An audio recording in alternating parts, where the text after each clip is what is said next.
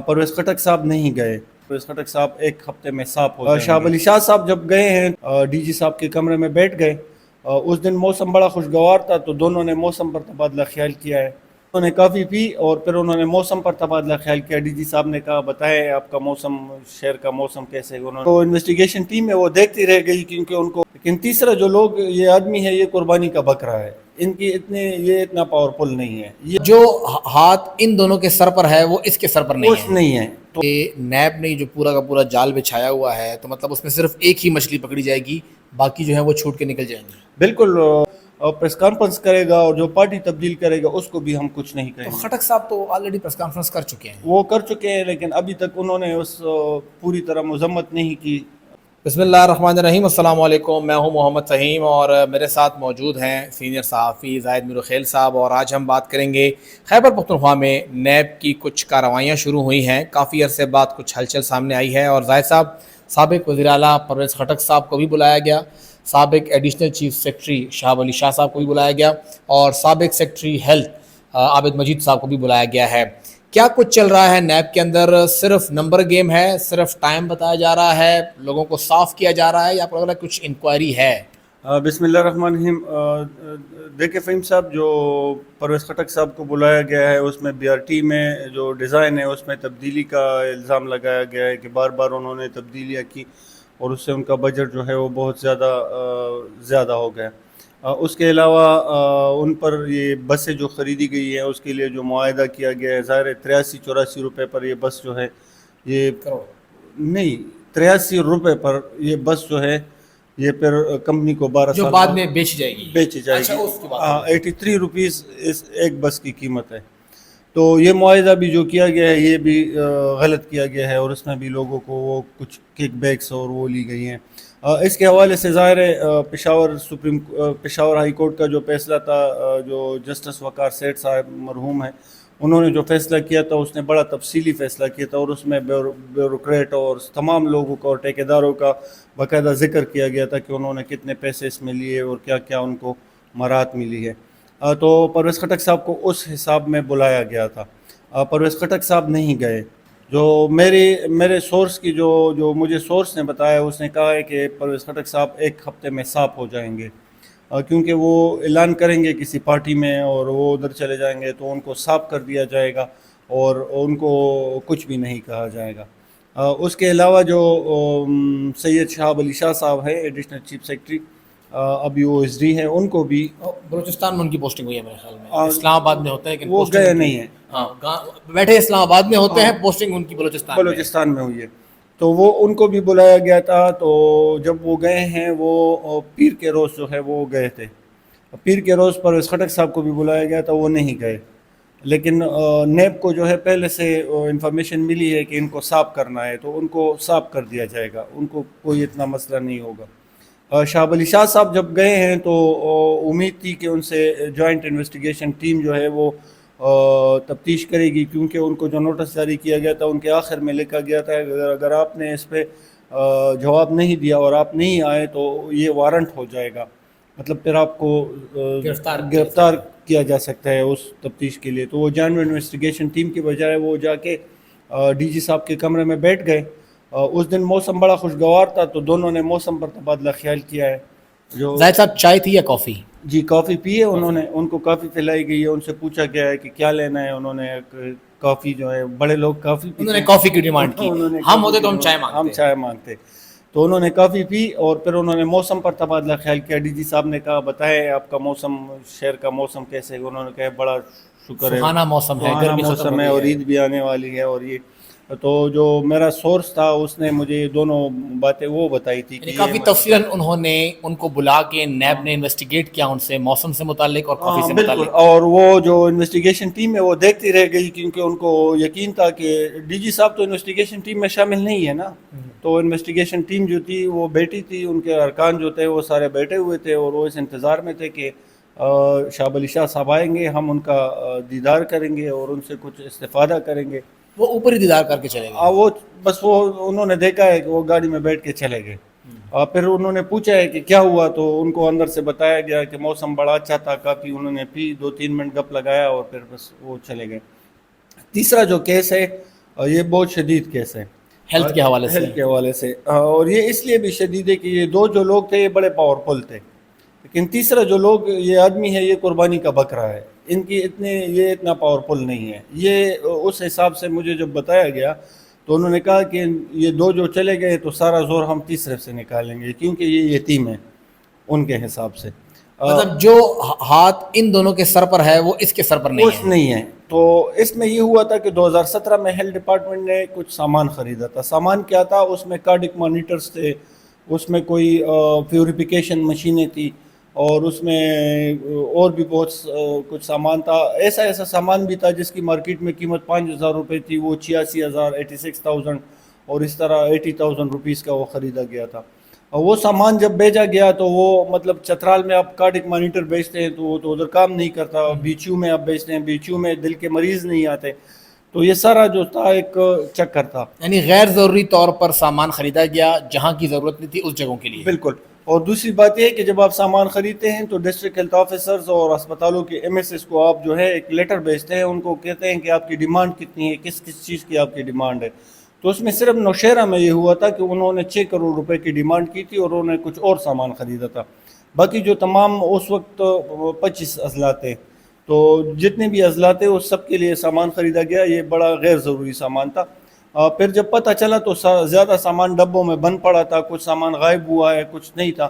تو جب نیب 2017 سے اس میں ان کو شکایات تھی اور اس میں دھیرے دھیرے کام کر رہے تھے، آہستہ آہستہ چل رہے تھے، رفتہ رفتہ. ہاں، کچھوے کی رفتار سے.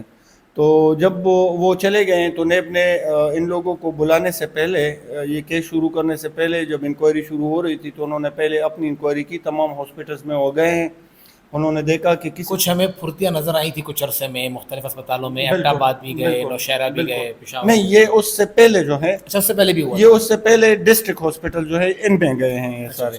انہوں نے اسپیسیفک یہ جو پروجیکٹ تھا ان پہ کام کیا ہے. تو زیادہ سامان نہیں تھا، سامان غائب ہوا ہے اور کچھ چیزیں نہیں تھی. یہ تقریباً 3.5 ارب روپے کا پروجیکٹ تھا اور یہ بڑی جلدی میں سامان خریدا گیا تھا.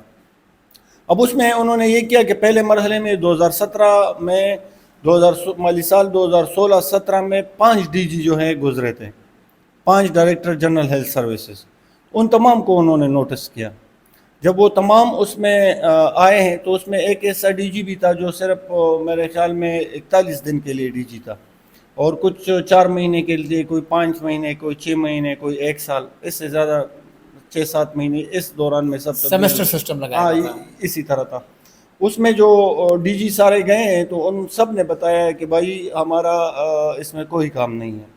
انہوں نے باقاعدہ جوابات جو ہے وہ قلم بند، انہوں نے اپنے جوابات قلم بند کیے. اس میں سے ایک DG جو تھا وہ DHO بھی رہ چکا تھا. تو اس وقت جب سامان خریدا جا رہا تھا وہ DHO تھا اس وقت.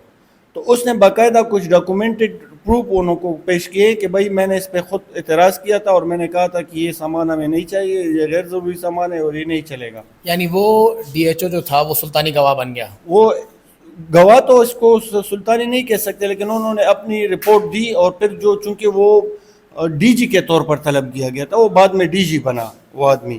اور انہوں نے پھر ساری تفصیلات ان کو بتائی کہ ہمیں تو جب میں تو اس وقت DG بھی نہیں تھا. اس نے کہا تھا ہاں میں DHO تھا اور یہ میرے پاس ثبوت ہے کہ میں نے اس میں اعتراض کیا تھا، یہ چیزیں کی تھی، لیکن چونکہ سیکرٹری کا کام تھا تو انہوں نے وہ کیا.